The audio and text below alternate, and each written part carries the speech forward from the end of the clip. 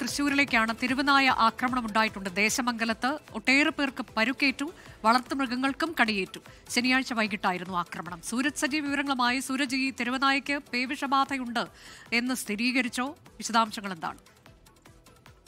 നിജ, നാട്ടുകാരും അടക്കമുള്ളവർ ആരോപിക്കുന്നത് ഈ തിരുവനായ്ക്ക് പേവിഷബാധ ഉണ്ട് എന്നുള്ളതാണ്. ഇന്നലെ വൈകുന്നേരത്തോടു കൂടിയാണ് ഈ ദേശമംഗലത്ത് വിവിധ മേഖലകളിൽ ഈ തിരുവനായയുടെ ആക്രമണം ഉണ്ടാകുന്നത്. അത് ഈ ആളുകൾക്ക് എന്ന് മാത്രമല്ല, ഈ വളർത്തുമൃഗങ്ങൾക്ക് അടക്കം കടിയേൽക്കുന്ന ഒരു സാഹചര്യം ഉണ്ടായി. ഇന്നലെ വൈകുന്നേരം 3 മണിയോടുകൂടിയാണ് ആദ്യ ആക്രമണം ഉണ്ടാകുന്നത്. ഈ കാട്ടൂർക്കാവ് ക്ഷേത്ര പരിസരത്തുണ്ടായിരുന്ന കുഞ്ചുനായരെ ആദ്യം പേപ്പട്ടി ആക്രമിക്കുന്നു. പിന്നീട് സമീപത്തുള്ള ഒരു ഉന്നതിയിലെത്തി അവിടുത്തെ താമസക്കാരെ അടക്കം തിരുവനായ ആക്രമിക്കുന്നു. 7 മണിയോടുകൂടി ജോലി കഴിഞ്ഞ് വീട്ടിലേക്ക് വരികയായിരുന്ന പള്ളത്ത് വീട്ടിൽ കുട്ടൻ ഭാര്യ വനജയെയും ഈ തിരുവനായ ആക്രമിക്കുന്നുണ്ട്. ഇന്ന് പുലർച്ചെയും ഈ പള്ളിയിൽ നിസ്കാരത്തിന് പോയി വന്ന ആളെയും ഈ തിരുവനായ ആക്രമിച്ചു എന്നുള്ളതാണ് പറയുന്നത്. ഇരുചക്ര വാഹനങ്ങളിലടക്കം പോയവരെയും ആക്രമിച്ചിട്ടുണ്ട്. നിരവധി വളർത്തുമൃഗങ്ങൾക്കും പരിക്കേറ്റിട്ടുണ്ട്.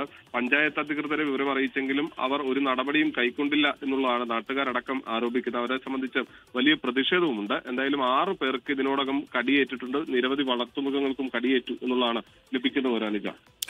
ലോകത്തെവിടെയായാലും ഏത് സമയത്തും 24 വാർത്തകളും ഓഗ്മെന്റഡ് റിയാലിറ്റി പാക്കേജുകളും എക്സ്പ്ലെയിനറുകളും വിശദമായി കാണാൻ ഞങ്ങളുടെ യൂട്യൂബ് ചാനൽ നിങ്ങൾക്ക് സബ്സ്ക്രൈബ് ചെയ്യാം.